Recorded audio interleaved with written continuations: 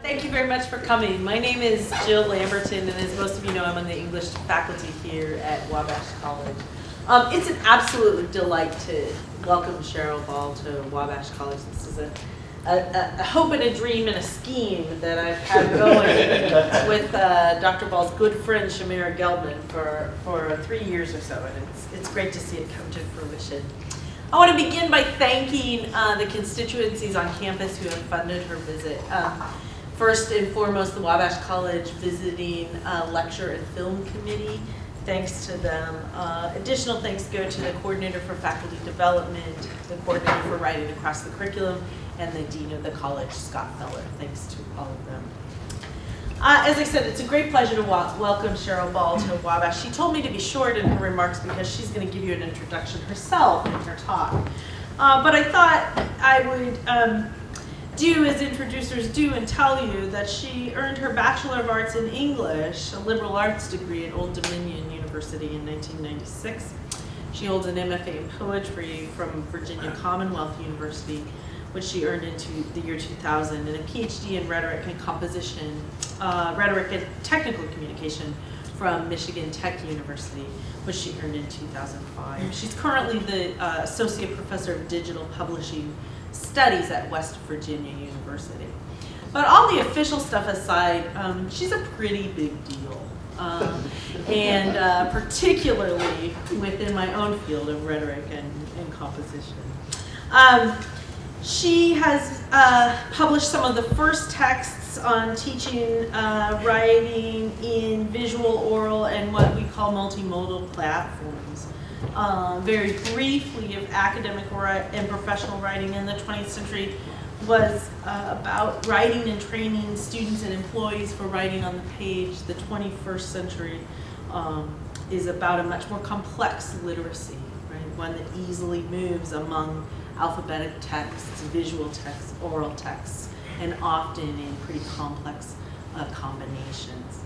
She's been she'll be the first to tell you, one who owes much to her mentors, but she's also been a trailblazer in this field, one who's made a way for, say, academic appointment in digital publishing studies, where there wasn't necessarily a way when she started out.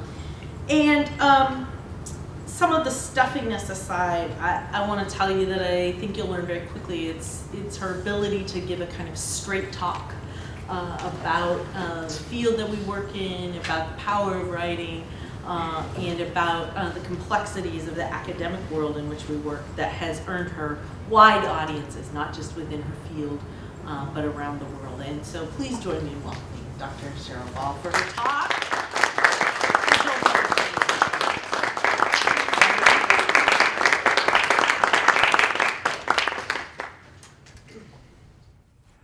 Okay, thank you all so much for coming tonight.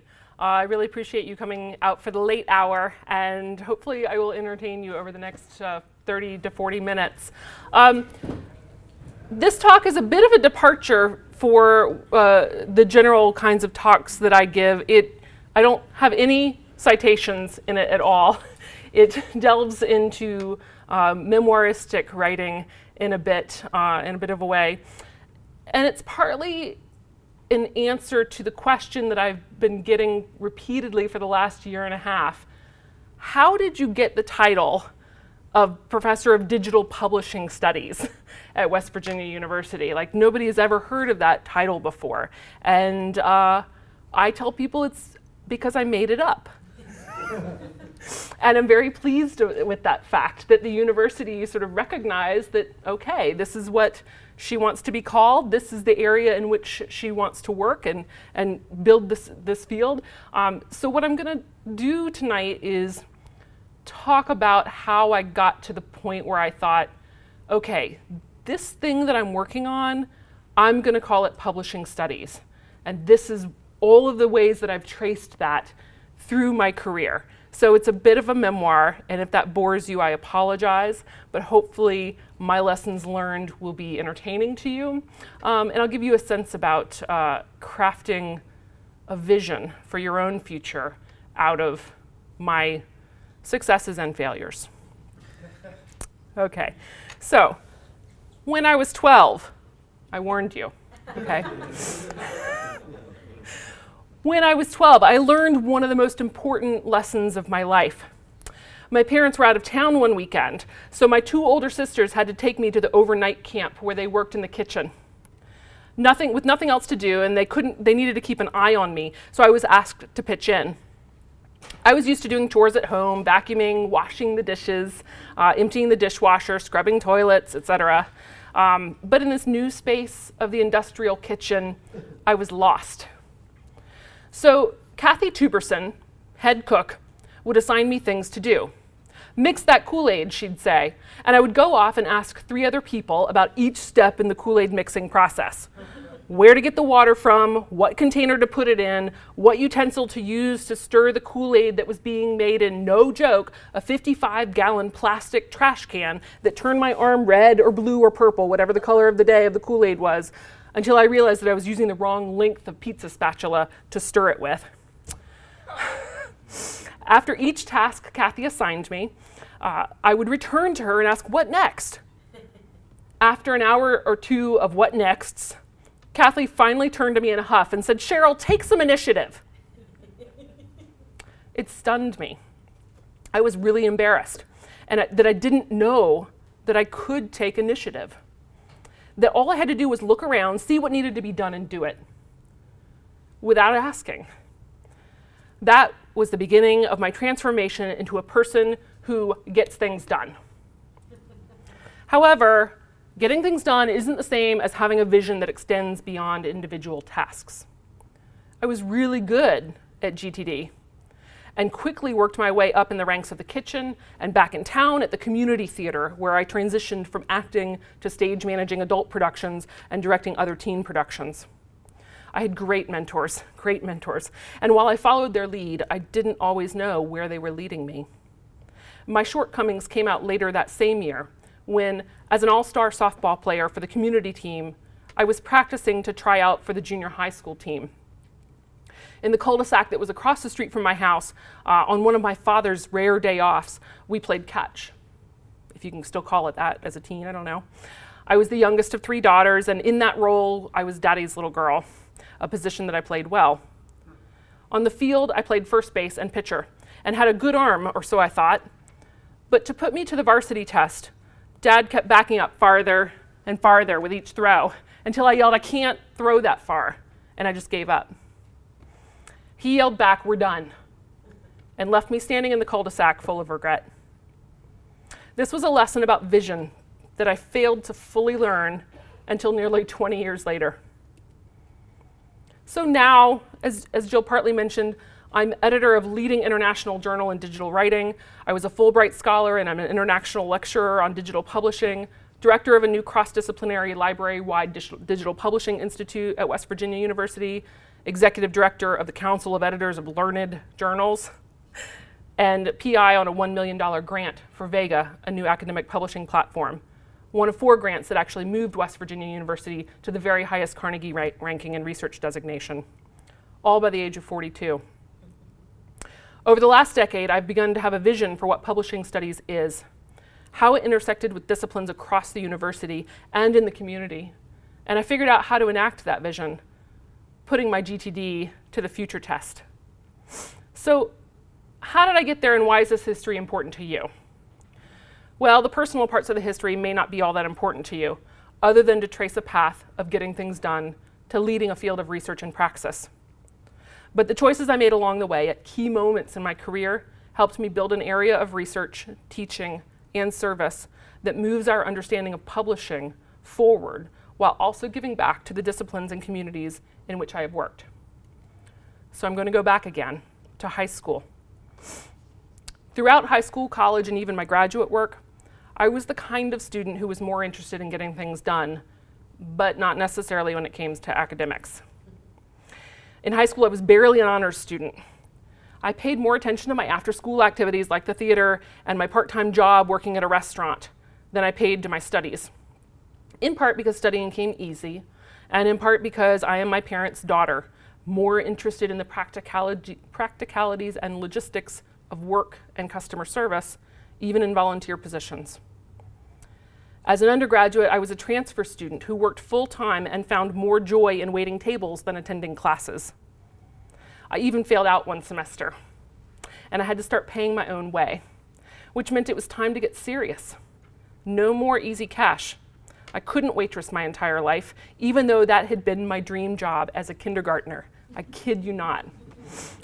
I had to draw a little picture of it for my kindergarten teacher. I want to be Flo from Alice's Diner. One of my regular customers, kiss my grits, right? One of my regular customers at the coffee shop that I worked at the time worked at the large local newspaper, and he told me about a secretarial opening for an editorial assistant. As an English major, I knew that I had the communication skills, so it was time to turn professional. The problem was that the same week I interviewed for that job at the Pilot, which was the name of the newspaper, I also got called up for a temporary part-time gig at the local Ford plant, where my dad worked. In 1993, the Ford plant paid $23 an hour, while the Pilot, which was a full-time job with benefits, only paid $8 an hour.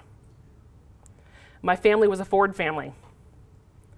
So I'm getting choked up about this. I've told this story a million times. So the moment that I had to tell my father that I wanted to take the newspaper job so that I could further my professional career as an English major, and mind you, an English major was as far in thinking about my career as I had gotten at that point, the disappointment was high. But what I learned at that job provided invaluable experience to me looking back on it. I worked the night desk in the newsroom, routing calls and typing up obituaries and weather reports, while watching the copy editing staff and page designers put the reporters' words into print. I learned how to use Quark to lay out the obituaries page. This was way before InDesign, so much better. And as I watched the guys in the, right? PageMaker too, right? So as I watched the guys in the composing room print off the film of the obituary pages, stripped it in with ads, and sent it the completed page via LaserWriter to the press, a 20-minute drive away, where the film was developed and then later inked into newsprint. This process. It was a phenomenal process to observe, even secondhand. And years later, it became important knowledge about actual publication production that I could teach students in a print production class. Never knew at the time. But while earning my BA in creative writing, I worked in the newsroom, the classifieds department, and later, once I started my MFA program in poetry, at a glossy sports collectibles magazine, where I learned how to spell all of the Russian and Canadian hockey players' names by memory. It's a magic power. I also learned how to use a Mac, which was a big deal at the time, how to edit in stages, passing drafts back and forth between proofers and designers who updated the copy in their page layout programs, and how to ask for more project-based work when I got things done too quickly. My boss, also a graduate of the MFA program and thus putting his advanced poetry degree to use, managing the production staff at this international magazine, taught me the production process from his perspective. How to work with the press, mark up blue lines, assign errors, which turned into dollars, either to the publication or the press. Again, all of which I would use when I later taught publication production in my own career.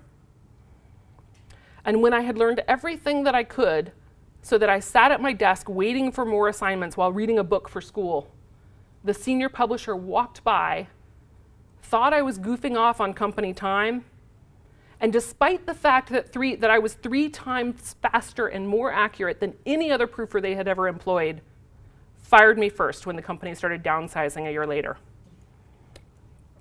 That was a lesson in how getting things done does not equal getting things right. Getting fired allowed me to pursue my studies more closely, however, which I was getting more and more excited about as the web and digital media became a part of what I was learning in my MFA program in the late 90s. I built my first website in the fall of 1997 and was introduced to electronic literature and Kairos, the journal that I would later become editor of, in 1998. Now, electronic literature, to step out for a moment, was creative writing designed for reading in digital environments. And the history of this work dates back to the first formal publication of e-literature in 1987, which is called Afternoon, A Story by Michael Joyce. This is 2 screenshots of the piece. And the gist of what was going on at that moment was people in literary studies and in other areas were writing about hypertext theory, the idea that you can use links on the web to create connections and juxtapositions between different nodes or pages on the web, and that there was this lyrical leap that would happen between a link on one node to the next node, and that meaning, poetic meaning, would be created in that interim. And on that, creative writers would build these amazing stories. And so I got into this area and ended up doing an electronic literature thesis while I was there. But at the same time, while I was learning about e-literature, I also heard about Kairos. Now, this is a screenshot from the 20th anniversary issue of Kairos, which we just published last week. And this journal is a journal of rhetoric, technology, and pedagogy. It was started in 1996 by a bunch of graduate students around the world, around the US. And they wanted to take those hypertext principles and put them to practice in their own scholarship and say, hey, we can, instead of creative writing, we want to build these things that draw on the academic arguments that we can make and publish that as scholarship. In a scholarly form they call web texts. I had met the senior editor at the time as a graduate student. He said, hey, we've got a special issue on electronic literature coming up. Why don't you submit to it? So I did, and my first academic publication is actually in Kairos, in this hypertext fiction and poetry issue in 1999. And this is the purpose of Kairos, to design pieces where the content of them, the content of the web texts is enacted through both the design and the writing. I'm going to step out for a second, not literally, but to Kairos, and show you an example. Give me 1 second to pull it up, because I think it will help you understand what exactly these things are that I'm talking about. Where is it? Here we go.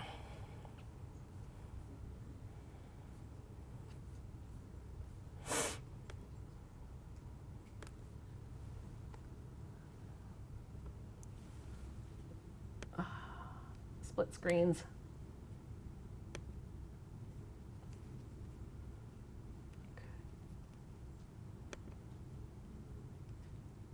This has a cool soundtrack.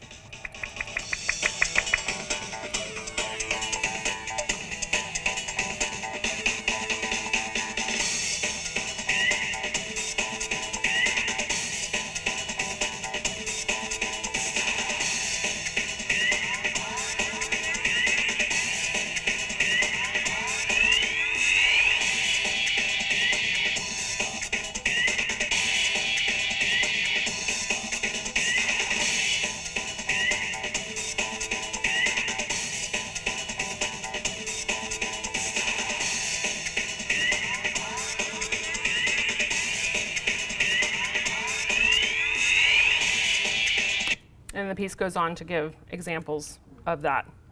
That's an older piece, but it's representative of the kind of stuff that we publish, where people are mixing form and content so that they become inseparable in the scholarly argument. So hopefully that will make some sense to you, because Kairos is a very instrumental part of this story as we go forward. Working in electronic literature in my MFA program and publishing in Kairos and starting to understand the rhetorical principles behind this technological innovation, it was the beginning of my understanding of the relationship between creative writing as a discipline and computers and writing as a different discipline that was grounded in rhetoric. For me, digital writing was the connector, especially through hypertextual theory and practice. While I was at VCU, Virginia Commonwealth University, I ended up exploring these ideals in such a way in the classroom and in my writing. I ended up being the first grad student to teach in a computer lab there. I was the first MFA student to be president of the Professional Writing Club, which everybody thought was super weird, but it went back to my practical roots about getting things done. And I did the first electronic thesis and dissertation at that school and ended up helping them start a method for people doing interactive electronic theses and dissertations. This is a screenshot from my table of contents from my dissertation, which I had to have like the metadata, the table of contents, and the abstract and stuff like that. I had to have in print. They refused to not let me do that. But I had to go to the preservation librarian as like a second year MFA student and say, I want to do this kind of thing. Like I want to make this interactive CD-ROM. How would you archive that? Because in the end, you are the end point, the preservation librarian person. And so if you can figure out a way for me to do this, then everybody else prior to you in the chain will sign off on it. And she was like, scratching her head, right? And she said, no, wait, we have music composition students here. Because the irony was like we had a huge, VCU is very well known for its art school, but the art students weren't writing theses in a way that could be bound on the shelves. They did their like senior shows, that sort of equivalent. But the music composition students had their performances of their pieces on CD-ROMs, and they built binders because you have your bound copy that you'd put on the shelf, and they'd fill it with styrofoam and then cut out a part for the CD, and you could plunk it in there, right? So I had like 8 pages of table of contents and this weird story space map, and then this plunked CD-ROM. And a bunch of us were talking at dinner earlier about the preservation of digital media objects, and it's become a very big research area for me. And the irony is that like I can't open my own thesis project anymore because it's a Macromedia Director piece and it doesn't work on Macs. So if I had a PC, I could open it, but someday I'll have to go back and figure out how to archive that, because I promised that preservation librarian in perpetuity. She probably doesn't even work there anymore, but like I promised her I would save it somehow, so I've got to figure that out.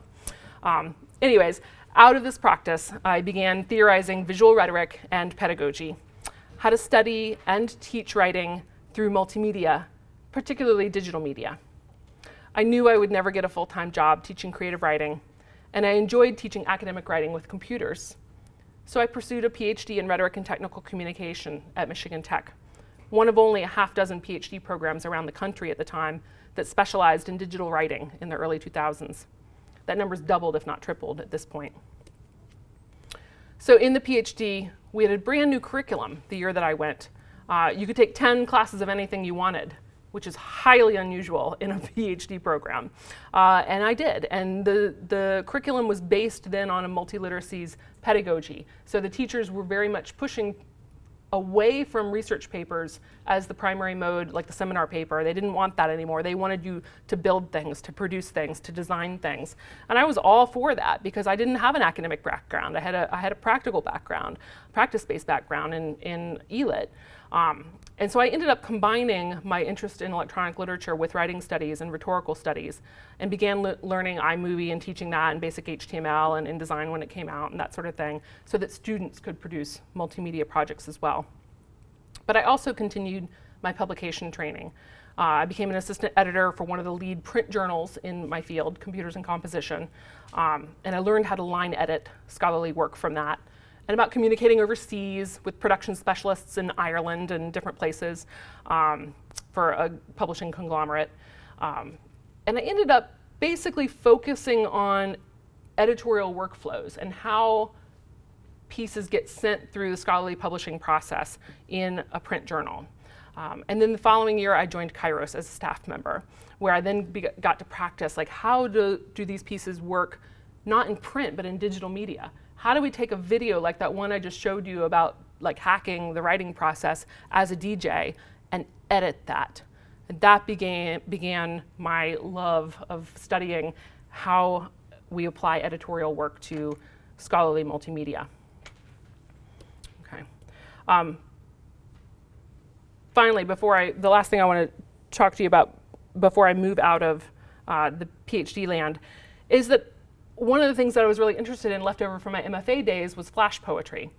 And there had been this website that unintentionally I had no idea that I was responsible for helping the authors build. And it was this website called Poems That Go. Let's see if I can click on it, if it's gonna, no. I'll have to go back out and do it.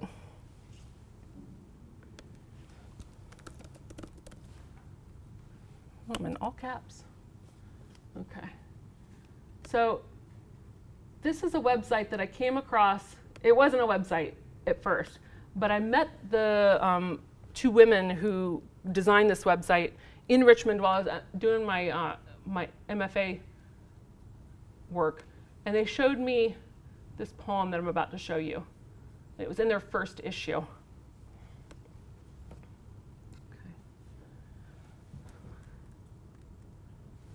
It's called While Chopping Red Peppers. It's a minute long, and it's designed in Flash, which is this animation program, if you're not familiar with it. Oh, I don't have audio hooked in. I forgot. Well, this might not work. Okay. While chopping red peppers, in the space between my knife and my fingertips, there is my father. You shouldn't, he says, wants to know.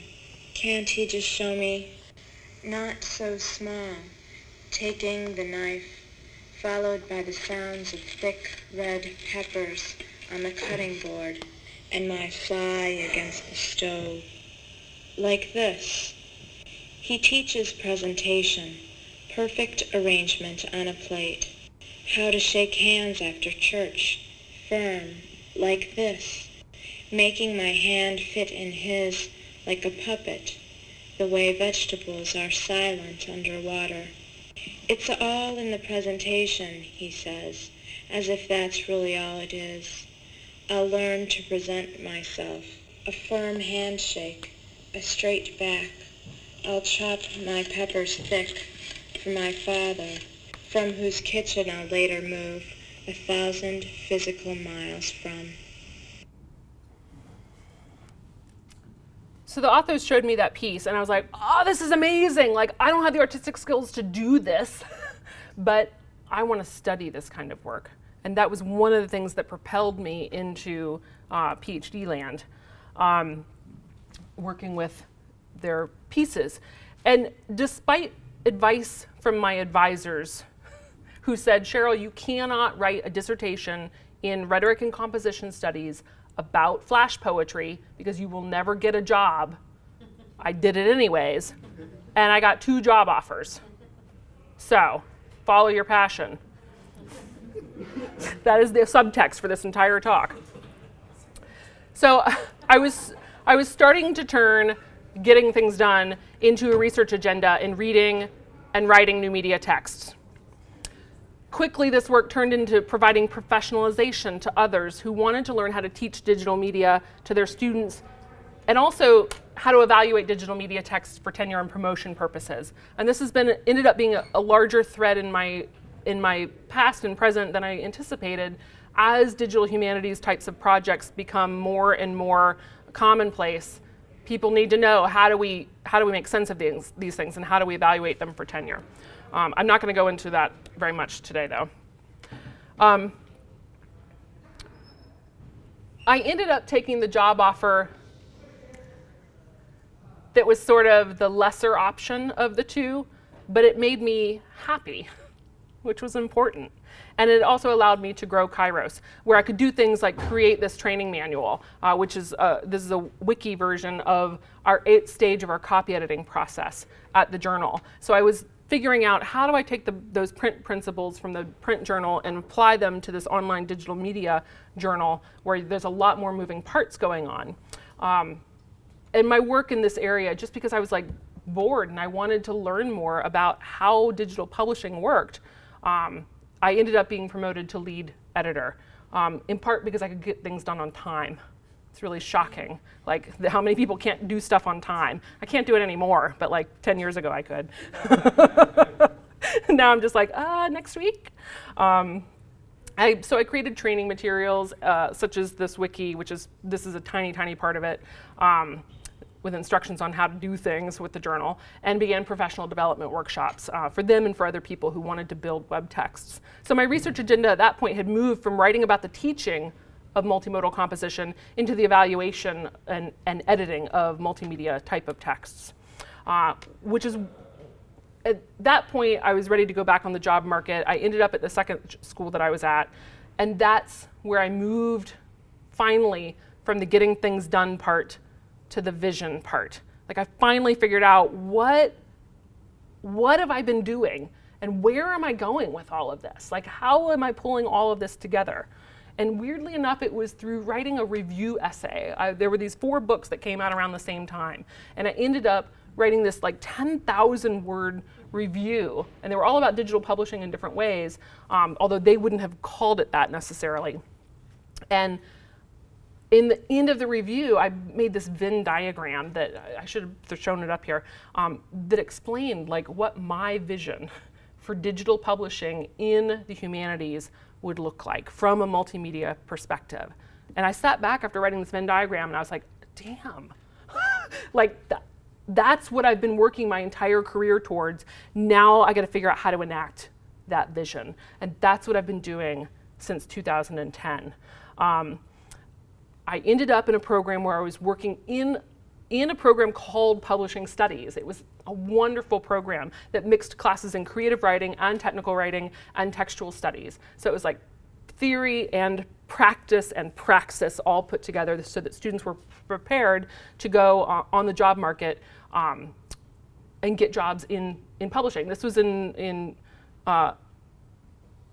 Normal, Illinois, at Illinois State. And so students would go straight up to Chicago and get jobs as metadata specialists and SEO specialists and all sorts of things.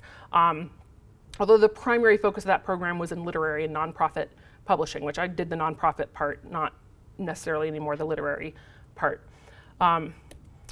In one class, in fact, it was a digital publishing class, students mined metadata from Kairos, and we created this huge, like, million points of data down to the level of the media element. And like, this probably won't make any sense, and that's fine. It's just to bombard you with some of the data points that students gathered. And in the process, they learned, how to talk about open access work and copyright, fair use, Creative Commons, technical infrastructures, pay-to-publish systems, and then they gained editorial experience in multimedia content, as well as accessibility and preservation issues for long-term sustainability of digital media and web-based publications.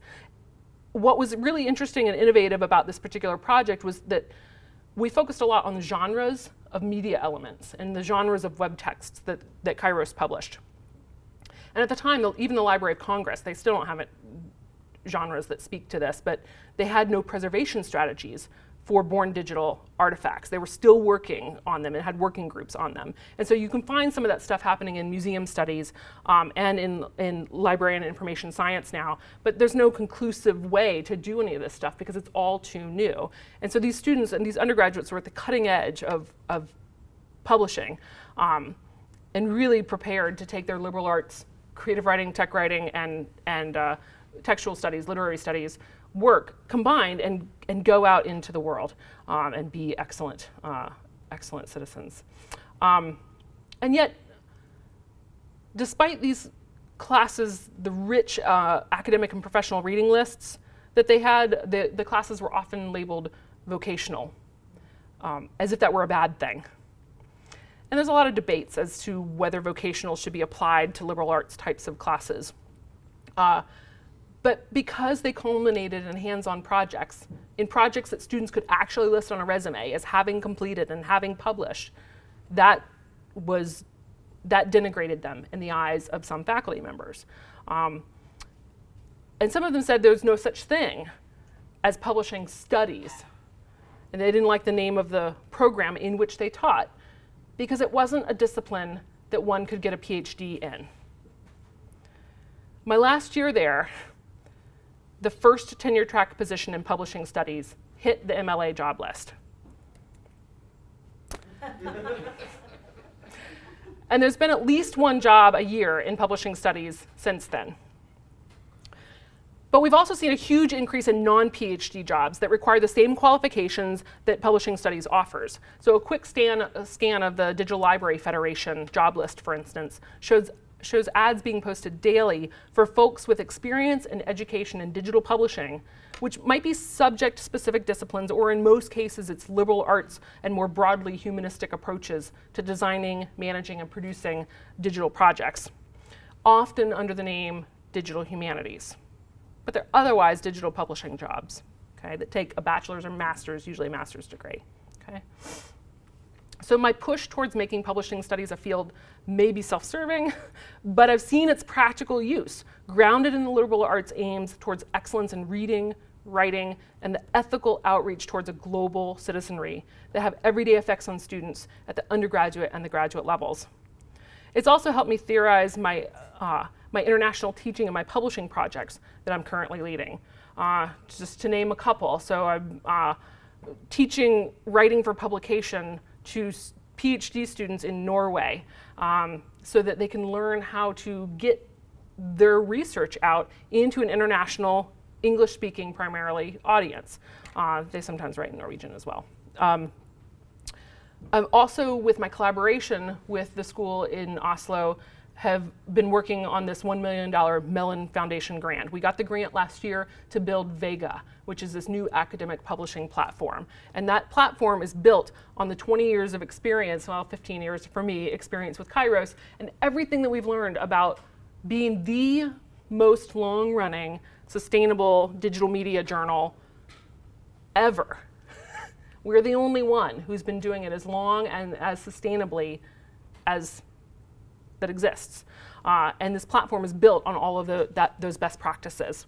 Hopefully it'll be out next year if you're interested. In addition to that, I've started a digital publishing institute at WVU, which will be an international service location and research location. And it will also have some pedagogical components for people interested in teaching, researching, or in publishing digitally oriented scholarly texts, creative texts as well. I include creative and scholarship together. And then we blah, blah, blah, blah, blah. Lots of other stuff. Lots of other stuff. Okay, so the point is that these projects all came into my field of vision in 2010, 25 years after Kathy Tuberson told me to take some initiative. It's amazing she didn't curse at me. It was a Christian camp. And it was in 2010 that I finally learned the difference between getting things done and having a vision and a method for throwing the ball out of the park. Now, I could end there, but this is my last slide.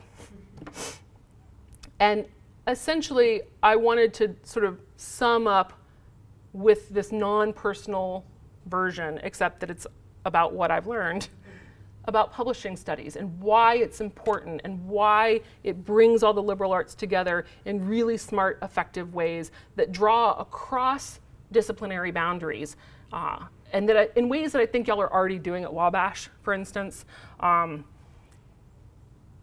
Thinking about the way about editing praxis for media-based texts, right?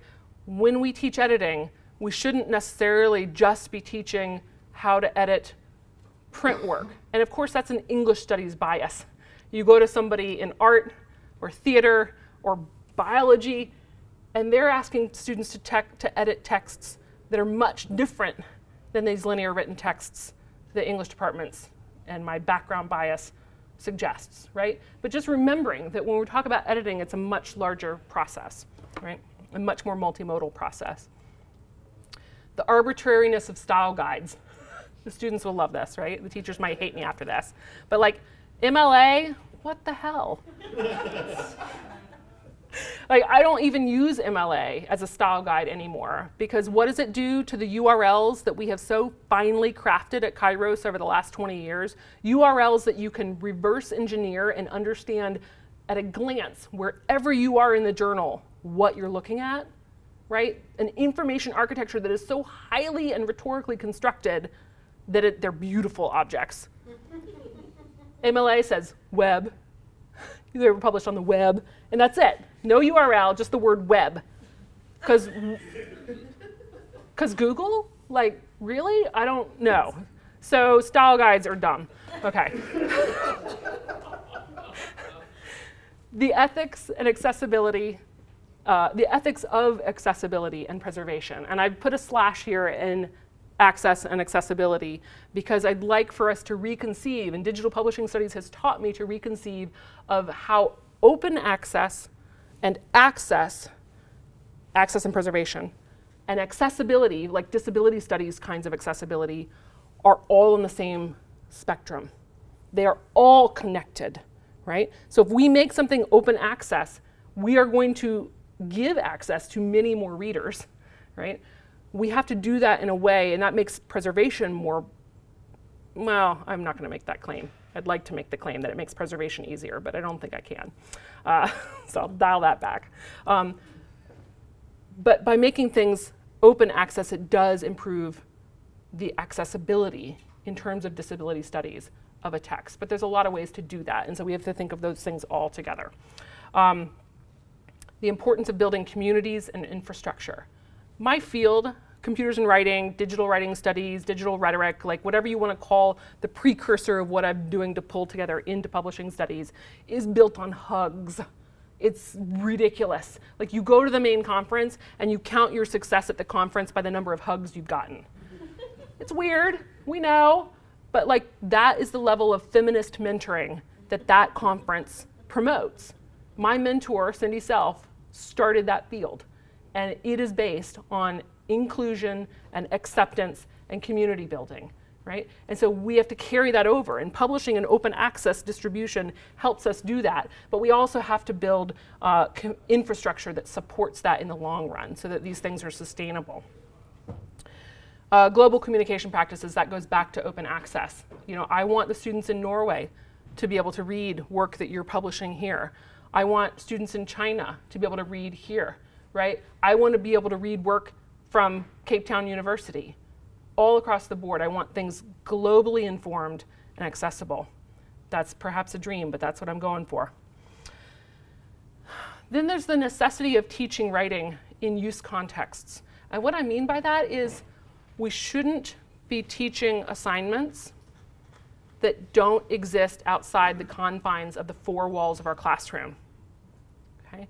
We should only strive to teach assignments and to have students produce work that could live in the real world outside of the teacher being the arbiter and the evaluator. I could give a whole nother 45-minute talk on that, so I'm just going to leave that one hanging. Okay. We need to strive also to teach multimodal communication across the disciplines.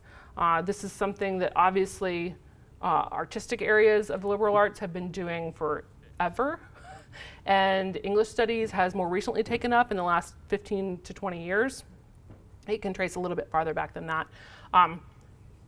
But we forget that the sciences also teach multimodally when they're teaching lab reports or poster presentations or things like that. And so how can we make sure that we continue to teach that and value different modes of communication? And I think y'all, it sounds from my conversations with a lot of folks today that y'all are already doing that pretty good at Wabash, so I'm not going to preach to the choir. And then, of course, finally, vocational training isn't a dirty word when it comes to the liberal arts. It's actually helping our students get jobs.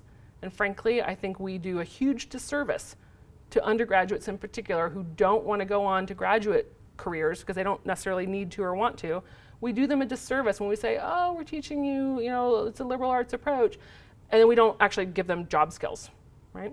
And again, probably no one here, because y'all have got that down pretty good, it seems like, but there are plenty of other people in the world who do think that teaching students practical skills is a disservice to a liberal arts approach. And I'm suggesting that with publishing studies, it can be both and. Thank you.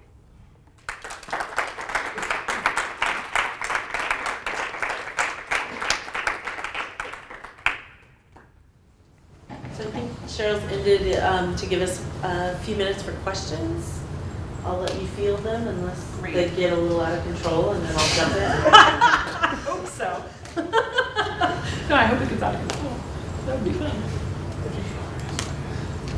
Yeah. Hi, welcome. How far has digital publishing matured since 1996, just to pick a date, till now? And how old is it? How far has it yet to go with respect to buying everything and getting to your target or your vision? Oh, well,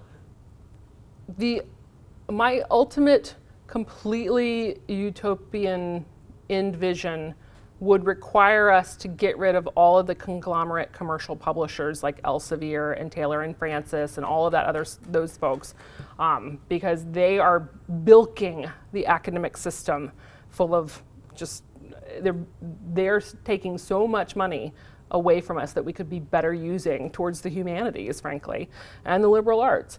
And why do I say that? So in 2 seconds, in case you don't know how these commercial publishers work, they make authors pay to submit, right? And to get published in their scholarly journals, things that authors have to do to keep their jobs in most cases, right? That's what tenure is often built on, is publishing. And then they charge libraries exorbitant fees to shelve that, to house that scholarship in their systems. And sometimes they bundle it, like thousands of journals they might bundle together, and there's like 3 that you want and there's 700 you don't want, but you have to buy those as part of the package, right? So this unnecessary bundling.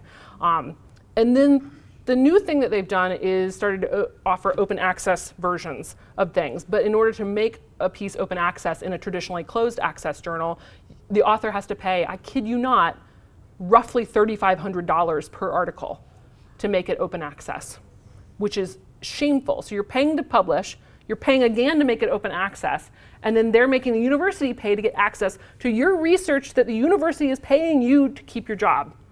Like, I don't know what, that's criminal to me.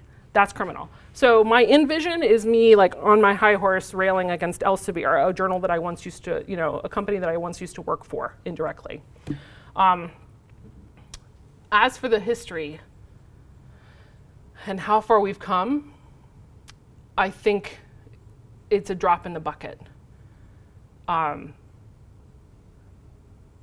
the last year, I've probably given 10 talks on the sustainability of electronic publishing and how even my own discipline of digital writing studies, which is very well known within that community and its adjacent communities for having a lot of online, robust, multimedia-based journals, has a terrible history of sustaining those journals, those journal publications. Kairos is the only one that is consistently published. The other 8 or 10 have they go away for years, blah, blah, blah.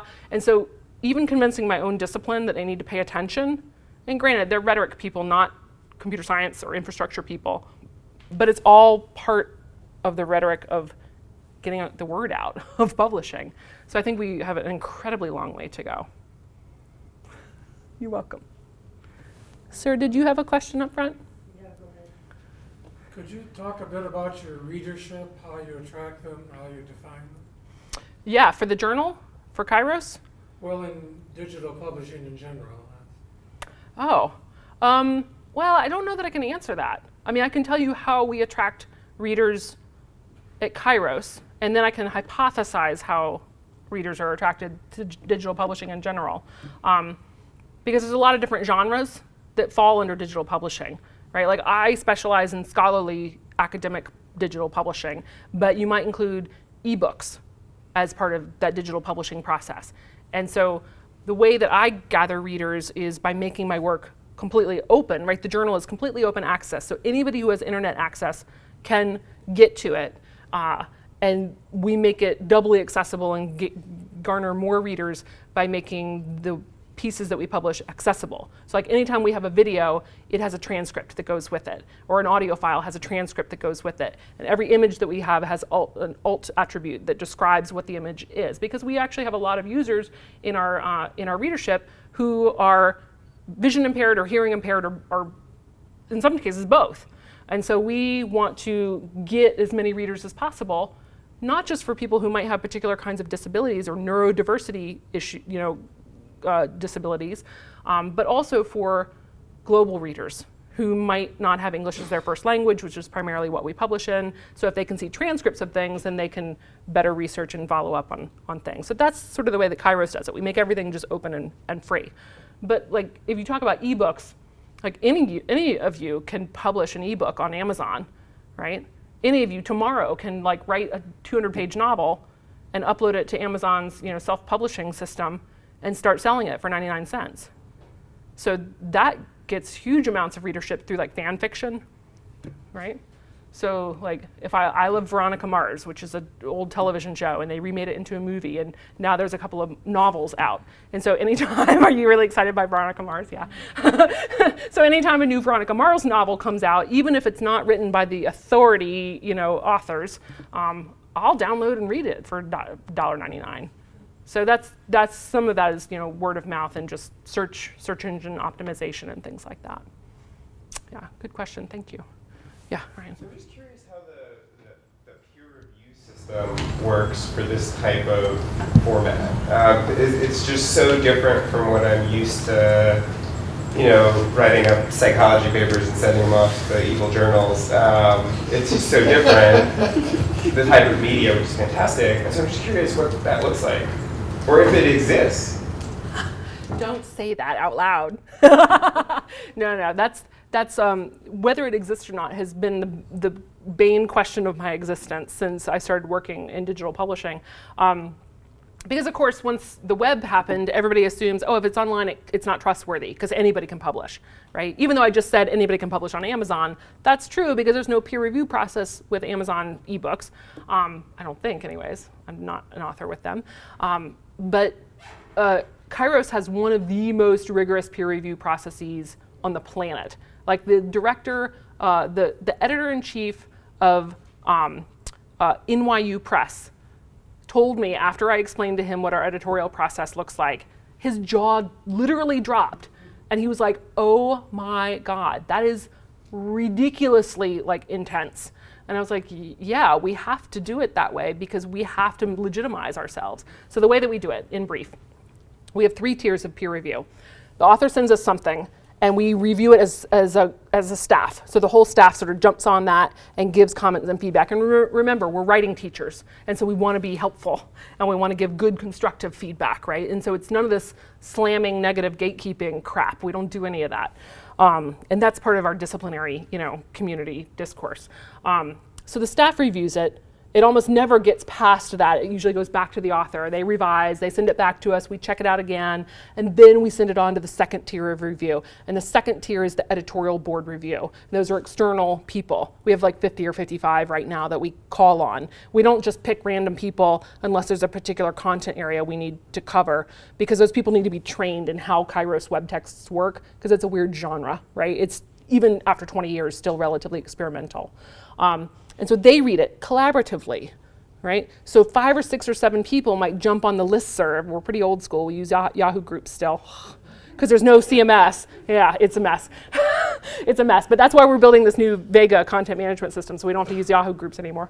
But they all respond. And so somebody might jump in and be like, oh, this has scholarly holes in it, right? You need to cite these other 3 people. And somebody might jump on and say, oh, this piece is designed in WordPress, but it really should just be HTML, and here's 3 ways they can work on it. And this other person might come on and say, well, the form and content really aren't going together, like the color choices and blah, blah, blah. So they're talking about scholarship and design and content and the relationship and the purpose and all of those things as a discussion. And then that discussion gets pared down by me, the editor, written out in a letter, sent back to the author for revision, then comes back to the same reviewers. And then, but while they're revising it over here, we have this 3rd tier of review, which is a staff one-on-one mentoring. So we'll assign them a staff member if they want to act as a 3rd pair of eyes, a 2nd pair of eyes, right? To make sure that they're on the right track. And that doesn't guarantee that we're going to accept it when it comes back. We just rejected something last week that had been through tier 3 one-on-one mentoring. It happens. Yeah. So if it can get through all of that, we'll publish it.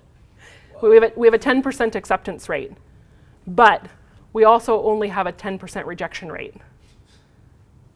Any math majors in the room? Yeah. There's a lot that happens in the middle. There's a lot in the middle, right? Yeah. They either get so radically revised that we count them as a new submission, or they just never revise. Yeah, and then some other journal will publish them. I don't know what other journals do. Some journals in the field review in similar ways, but usually not, I don't think. Yeah. So what's your sense of the limit? You could say a quarterly has only so many pages they can put out a year, so they know how many articles they can take. Do you have a sense of how much bandwidth you can be taking, or what's the? Not bandwidth, although that has become a problem recently, and we just keep paying for more server space. Personnel, human resources is the ultimate determining factor for us. I can only publish as many web texts as I have people to edit those web texts. And I showed you our 8-stage copy editing process in one of those slides. We have 30 staff members, and we're getting ready to hire like 5 more. And that's just for the production process. That is the post-acceptance, post-peer review production process to go from copy editing to publishing. It takes us like 20 of those are assistant editors who focus on the copy editing. And I have this whole matrix that I assign across different sections because you can't follow a web text in more than one stage, right? It's got to switch around, different eyes. So when I did that big metadata project, the 10th anniversary issue was sort of a bridge. No, that's not the right word. It was a defining moment. Up until our 10th anniversary issue, most of our web texts, we published on average 22 web texts per issue. And each web text was only like 3 or 4 pages deep. So short and wide. Post 10th anniversary issue, we published an average of 9 web texts per issue. So less than half, with a much deeper architecture. Except for the 1 or 2 pieces that like are full of JavaScript where they're like 1 HTML page, but they're much deeper. Like on average, 7, 8, 10, 15. That's not an average, that's a range. Again, not a math major. So we had this pivotal moment around the 10th anniversary issue where things went down. Now, in the last issue, not the 20th anniversary that we just published, but the August issue and the summer issue before that, we published 19 and 22 web texts respectively. I nearly lost my mind, and so did the staff. We did it for a number of reasons that were sort of bad, last minute. We got to get these things. We inherited some texts from another journal that went defunct and had to put those through our copy editing process. Like, there was a lot going on, and I was like, oh my God, never again. Never again. Like 14 is really our max capacity. And that's simply based on people. Yeah. Maybe one final question? So are the people that are publishing with Kairos, are they also still looking to publish with the other publishers because they don't feel that their work will like be out there and be seen enough? Or, I mean, what do they have concerns with publishing only online? Yes. And it's not because they won't be seen. Like Kairos is read in 180 countries, right? We have server logs that show that. And so they will absolutely get seen if they publish in Kairos, but the type of scholarship they can publish in Kairos is still typically not the type of scholarship they can get tenure with. Yeah, right? So we've done a couple of studies on tenure cases and digital media work and how those two things play together. And for a while, we did a study in 2005, and at the time, none of the tenure track scholars, so the people who were in their first 6 years of being a faculty member, essentially, roughly speaking, only one of them had published a piece prior to getting tenure, which is equivalent to a permanent contract, right?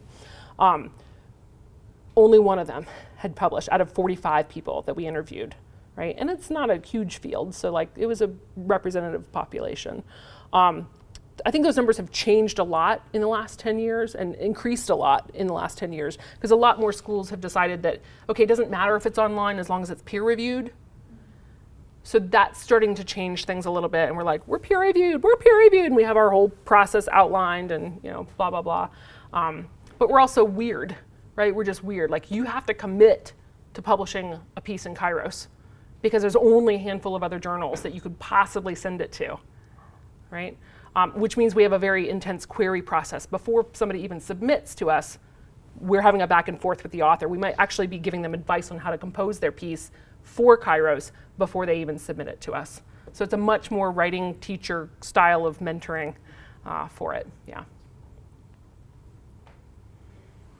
Okay. Well, I know Cheryl said she'd stay and Yeah. visit with us. If you have a couple other questions, you get a chance to ask. And looks like there are a few leftover cookies, but let's thank her very much for